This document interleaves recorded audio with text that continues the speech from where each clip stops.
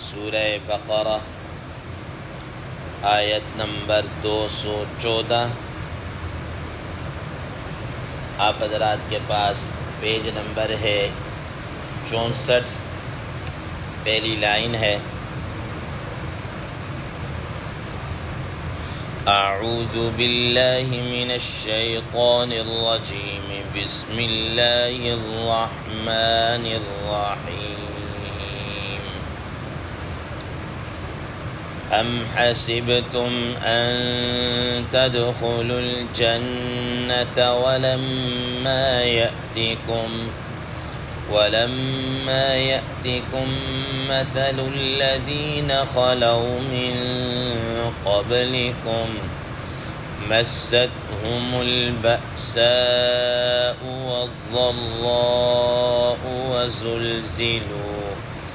حتى يقول الرسول والذين آمنوا معه متى نصر الله ألا إن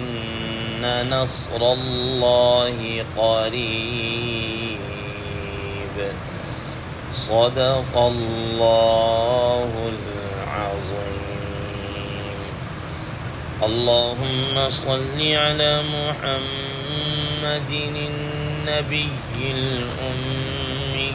وعلى آله وسلم تسليما كثيرا كثيرا۔ محترم سامعین کرام، اس آیت مبارکہ کا ترجمہ اللہ تبارک و تعالی ارشاد فرماتے ہیں، ام حسبتم ان تدخلوا الجنہ، کیا تمہارا یہ گمان ہے، خیال ہے کہ تم یوں ہی جنت کے اندر داخل ہو جاؤ گے؟ وَلَمَّا يَأْتِكُمْ مَثَلُ الَّذِينَ خَلَوْا مِن قَبْلِكُمْ،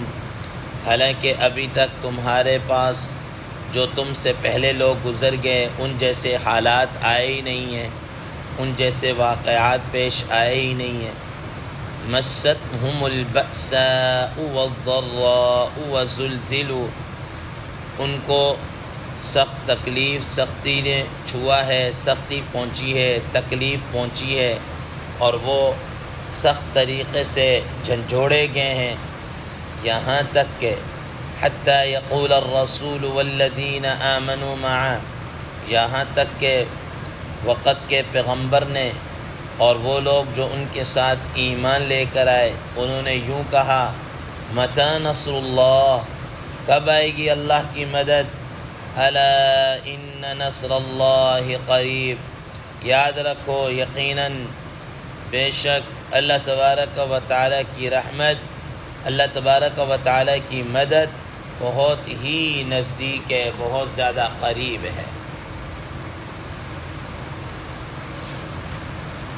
محترم سامعین کرام، ما قبل کی آیات میں اللہ تبارک و تعالیٰ نے یہ بات ارشاد فرمائی کہ پہلے لوگ سارے کے سارے ایک ہی ملت، ایک ہی دین پر تھے، پھر جو وقت گزرتا گیا ان کے پاس ہدایات کی سامنے چیزیں آتی رہیں، ان واضح ہدایات کے آ جانے کے باوجود پھر بھی انہوں نے کیا کیا؟ اختلاف کیا، اختلاف ان کا بڑھتا رہا، اور پھر اختلاف بھی خاص طور پر ان لوگوں نے کیا جن لوگوں کو کتاب دی گئی، یعنی اہل کتاب۔ حضرات مفسرین کرام رحمہ اللہ فرماتے ہیں کہ اس سے یہ بات سامنے آئی کہ پہلے لوگوں کے درمیان میں اختلاف بھی بڑھتے رہے اور حضرات انبیاء علیہ السلام بھی آتے رہے جو ان کی رہنمائی کرتے رہے، بتلاتے رہے۔ فرمایا کہ اس سے یہ بات سامنے آئی کہ یہ اختلاف بھی چلتا رہے گا، اختلاف کے بدلے میں لوگوں کو کچھ مصیبتیں اور پریشانیاں اور مشقتیں بھی اٹھانی پڑیں گی، تو اس ضمن میں فرمایا کہ جب یہ مشقتیں، تکلیفیں آئیں گی تو تم نے کیا کرنا ہے؟ صبر کرنا ہے۔ تو فرمایا کہ آج کی اس زیر 10 آیت مبارکہ میں اسی کے متعلق فرمایا گیا کہ تمہارے اوپر جو مشقتیں یا مصیبتیں آ رہی ہیں تو یہ کوئی انوکھی یا انہونی بات نہیں ہے، تمہارے سے پہلے بھی لوگوں کے اوپر ایسی ہی مشقتیں اور مصیبتیں آئی ہیں۔ محترم سامعین کرام، حضرات مفسرین کرام رحم اللہ نے اس آیت مبارکہ کے شان نزول کے متعلق مختلف قسم کے واقعات کو بیان کیا ہے۔ ممکن ہے کہ سارے واقعات ہوں اور کئی اس طرح کے واقعات پیش آئیں، جیسا کہ حدیث مبارکہ میں حضرات مفسرین کرام رحم اللہ فرماتے ہیں کہ جس وقت غزوہ خندق تھی تو غزوہ خندق کے موقع پر سخت سردی بھی بہت زیادہ، کھانے پینے کا کوئی سامان بھی نہیں، دشمن سارا ایک جماعت کی شکل میں اکٹھا ہو کر چڑھ دوڑا تھا، اور اسی طریقے سے بظاہر کوئی کھانے پینے کے اسباب اور وسائل بھی ایسے نہیں ہیں۔ تو ایسے حالات کے اندر مسلمانوں کو سخت طریقے سے جھنجھوڑا گیا۔ قرآن مجید میں 21ویں پارے کے اندر سورہ احزاب کے اندر اللہ تبارک و تعالی شاہ فرماتے ہیں وَبَلَغَتِ الْقُلُوبُ الْحَنَاجِرَ وَتَظُنُّونَ بِاللَّهِ الظُّنُونَ هُنَالِكَ ابْتُلِيَ الْمُؤْمِنُونَ وَزُلْزِلُوا زِلْزَالًا شَدِيدًا، کہ خوف کے مارے ان کے کلیجے منہ کو آ رہے تھے اور مسلمانوں کو سخت طریقے سے جھنجھوڑا گیا ہے، سخت طریقے سے آزمائش میں ڈالا گیا، اور ان کے اندر طرح طرح کی بدگمانیاں ایسے پھیلنا شروع ہو گئی۔ تو یہ غزوہ خندق کے موقع پر حضرات مفسرین کرام رحمہ اللہ فرماتے ہیں کہ یہ آیت مبارکہ کا نزول ہوا۔ بعض حضرات فرماتے ہیں کہ ایک صحابی ہیں حضرت خباب بن الارت رضی اللہ تعالی عنہ، مشہور صحابی ہیں، امیہ ابن خلف جو مکہ کا مشہور ظالم اور جابر انسان تھا، جو مسلمانوں پر ہر طریقے سے ظلم کیا کرتا تھا، یہ اس شخص کے غلام تھے امیہ ابن خلف کے۔ تو اب اس نے کیا کیا کہ جب یہ ایمان قبول کیا تو ایمان لانے کے بعد یہ ان کو زد و کوب کرتا، مارتا، اور اس طریقے سے کہ بھئی تم کلمہ چھوڑ دو۔ تو یہ کہتے کہ بھئی کلمہ تو نہیں چھوڑ سکتا۔ تو روایات میں آتا ہے کہ ایک مرتبہ اس نے یہ کیا کہ حضرت خباب بن الارت رضی اللہ تعالیٰ عنہ کو فرمایا کہ عرب کے اندر ایک درخت ہے، اس کی لکڑی بہت دیر تک جلتی رہتی، اگر اس کا کوئلہ جلائیں تو اتنی جلدی اس کی آگ بجھتی نہیں، جلتی رہتی ہے، جیسا کہ ہمارے ہاں کیکر کی لکڑی ہے کہ اس کا انگارہ یا اس کی آگ اتنی جلدی بجھتی نہیں ہے، وہ چلتی رہتی ہے۔ تو وہاں پر عرب کے اندر بھی ایک ایسا ہی درخت ہے۔ تو فرمایا کہ اس کے انگارے پکا کر، انگاروں کو گرم کر کے، اب یہ کیا کرتے ہیں حضرت خباب بن الارت رضی اللہ تعالی عنہ کو اس کے اوپر لٹا دیتے اور خود اس کے سینے پہ چڑھ کے کھڑا ہو جاتا، اور وہ کہتا ہے کہ بھی کلمہ چھوڑ دو یا اس طریقے سے۔ خباب بن الارت رضی اللہ تعالی عنہ کی کمر یعنی جل کر خون پیپ یا جو بھی رطوبت ہوتی اس سے نکل کر انگارے ٹھنڈے ہو جاتے، لیکن یہ انہوں نے ایمان نہیں چھوڑا۔ فرماتے ہیں کہ اسی طریقے سے ایک دن اس طریقے سے اس نے کیا تو نبی صلی اللہ تعالیٰ علیہ وسلم جو بیت اللہ شریف کے سائے کے نیچے بیٹھے ہوئے تھے کہ حضرت خباب بن الارت رضی اللہ تعالیٰ عنہ آئے اور آ کر اپنی کمر کے اوپر سے قمیض اٹھائی اور کہا کہ یا رسول اللہ صلی اللہ تعالیٰ علیہ وسلم، یہ دیکھیے کہ اس ظالم نے میرے ساتھ یہ معاملہ کیا۔ اور بعض روایات میں آتا ہے کہ انہوں نے یہ کہا کہ آپ ہمارے لیے دعا کیوں نہیں کر لیتے کہ اللہ تعالیٰ ہمیں ان مصیبتوں سے نجات دے دے اور ان ظالموں سے بدلہ لے، اور اس طریقے سے یہ اللہ تعالیٰ کی مدد ہمارے ساتھ آ جائے۔ رسول اللہ صلی اللہ تعالیٰ علیہ وسلم نے اس کے جواب میں ارشاد فرمایا کہ خباب بن الارت، تم بے صبری کا مظاہرہ کر رہے ہو، حالانکہ تم سے پہلے لوگ ایسے گزرے ہیں کہ ان کے ساتھ یہ معاملہ ہوتا تھا کہ زمین کے اندر گھڑا کھودا جاتا تھا اور آدھا دھڑ ان کے زمین کے اندر یعنی برابر کر کے، مٹی برابر کر کے زمین کے اندر گاڑ کر ان کے سروں کے اوپر آرا رکھا جاتا تھا اور کہا جاتا تھا کلمہ چھوڑ دو، وہ پھر کلمہ نہیں چھوڑتے تھے۔ تو فرمایا کہ وہ دو آدمی ایک اس طرف ہو کے آرے کو چلا کر اس کے دو ٹکڑے بالکل زندہ کر رہے، ایک حصہ اس طرف لڑک جاتا تھا اور ایک حصہ اس طرف، یعنی لیکن پھر بھی انہوں نے کیا ہے کلمہ نہیں چھوڑا۔ اور بسا اوقات نبی صلی اللہ علیہ وسلم نے فرمایا کہ ایسا ہوتا تھا کہ انہوں نے لوہے کی کنگیاں بنائی ہوتی تھی، اس لوہے کی کنگیوں سے ان کے جسموں کو بمبوڑا جاتا، جھنجھوڑا جاتا، بالکل ہلایا جاتا، یہاں تک کہ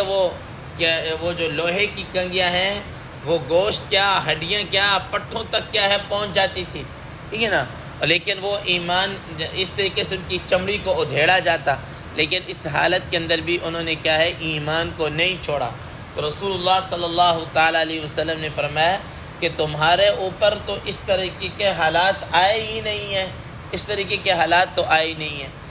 محترم سامعین کرام، یقین جانیے کہ یہ واقعات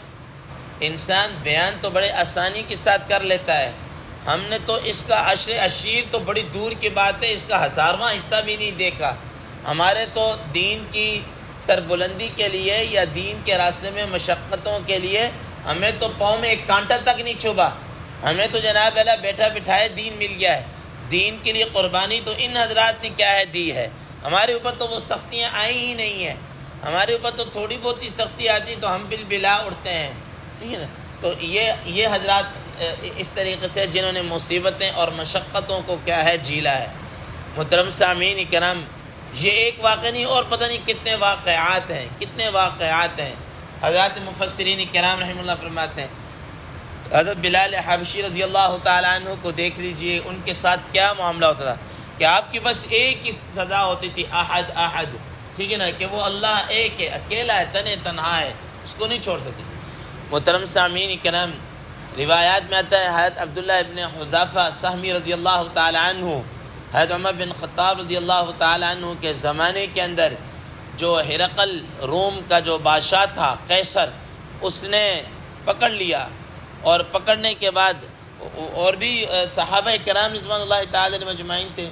تو ایک دیکھا کہ یار یہ ذرا خوبصورت اور کڑیل نوجوان ہے، قد کاٹ بھی ٹھیک ہے، خوبصورت بھی ہے، تو اس نے کہا کہ اس سے انٹرویو شروع کیا۔ اس نے کہا کہ دیکھو تم بڑے خوبصورت ہو، بڑے ایک کڑیل نوجوان ہو، گفتگو کا طریقہ بھی تمہیں اچھا آتا ہے، اور تمہیں پتہ ہے کہ میں ہرقل ہوں، روم کا بادشاہ ہوں، مجھے قیصر کہتے ہیں، بلا شرکت غیرے میں اس کا کیا ہے بادشاہ ہوں، تو تم اس طرح کر لو کہ تم نبی صلی اللہ تعالیٰ علیہ وسلم کی نبوت پر جو ایمان لائے ہو یا کلمہ ہے اس کو چھوڑ دو، اور اس کا ایک ہے کہ میں تمہیں اپنی بیٹی دیتا ہوں، اس کا نکاح کرتا ہوں، اور دوسرا جناب والا اس سلطنت کے اندر تمہیں میں شریک ٹھہراتا ہوں، ٹھیک ہے نا، تمہیں اپنا وزیر، مشیر، نائب، یا تمہیں میں جناب تمہارے نام جائیداد ہے جو بھی اس طریقے سے تمہارے نام کرتا ہوں، بادشاہت۔ اور تو انہوں نے پھر کہا کہ تو کیا کہہ رہا ہے، مجھے تمہاری بات سمجھ میں نہیں آ رہی۔ انہوں نے کہا میں یہ کہہ رہا ہوں۔ حضرت عبداللہ ابن حذیفہ سہمی رضی اللہ تعالیٰ عنہ نے کہا کہ یہ تو کہہ رہا نا کہ میں صرف ایک حصے کا ایک بادشاہ ہوں، اگر تو پوری دنیا کا بلا شرکت غیر بادشاہ ہوتا، کوئی تیرا اس میں شریک نہ ہوتا، اور تو ساری سلطنت میرے حوالے کر کے کہتا کہ چھوڑ دو، تو چھوڑنا تو بڑی دور کی بات، میں سوچتا بھی نہیں، ٹھیک ہے نا۔ چنانچہ ان کو کیا کر دیا گیا، شہید کر دیا گیا، اور اس طریقے سے۔ اور حضرت عثمان رضی اللہ تعالیٰ عنہ کو دیکھ لی، جب ایمان لے کر آئے تو ان کے چچا نے ان کے ساتھ کیا سلوک کیا کہ ایک جناب علیہ کھونٹے کے ساتھ باندھ کے لٹکا دیا اور مارنا شروع کر دیا۔ حضرت حبیب ابن زید انصاری رضی اللہ تعالیٰ عنہ کے ساتھ کیا معاملہ پیش ہے، ان کے چچا بھی اس طرح لٹکا کر مارتے تھے، اور نیچے غلاظت اکٹھی کر کے اس کو خشک غلاظت اکٹھی کر کے اس کا دھواں لگا کے دے تاکہ اس کو اور تکلیف پہنچے۔ یہ مشقتیں، یہ تکلیفیں کیا ان حضرات نے برداشت کی ہیں، تو اللہ تبارک و تعالیٰ کی طرف سے یہ قرآن مجید کی یہ آیت مبارکہ نازل ہوئی۔ بعض حضرات یہ فرماتے ہیں کہ جب لوگ مکہ مکرمہ سے ہجرت کر کے مدینہ منورہ کی طرف گئے تو مدینہ منورہ کے لوگوں نے تو اس طرح کی مشقتیں ابھی نہیں برداشت کی تھی جس طریقے سے مکہ والوں نے برداشت کی ہیں۔ ان کے سامنے جب یہ واقعات پیش آئے تو وہ اس طریقے سے کوئی الفاظ نکلے ان کی زبان سے، تو اللہ تبارک و تعالیٰ کی طرف سے یہ آیات نازل ہوئی۔ یہ آیت ام حسبتم ان تدخلوا الجنہ، کیا تم یہ گمان کرتے ہو کہ تم جنت کے اندر داخل ہو جاؤ گے، حالانکہ ابھی تک تمہارے اوپر اس قسم کے واقعات تو پیش آئے ہی نہیں ہیں، ٹھیک ہے نا۔ تو محترم سامعین کرام، ما بقیہ اس کے متعلق انشاءاللہ عزیز کل کوئی تھوڑا بہت ذکر کیا جائے گا کہ انسان کے اوپر مشقتیں آتی ہیں اور یہ آئیں گی، ٹھیک ہے نا، تو ہمیں اس پر صبر رہنا ہے۔ انشاءاللہ عزیز ما بقیہ کل اس کے متعلق ذکر کیا جائے گا۔ اللہ تبارک و تعالی ہمیں عمل کی توفیق عطا فرمائے۔ وآخر دعوانا ان الحمدللہ رب العالمین۔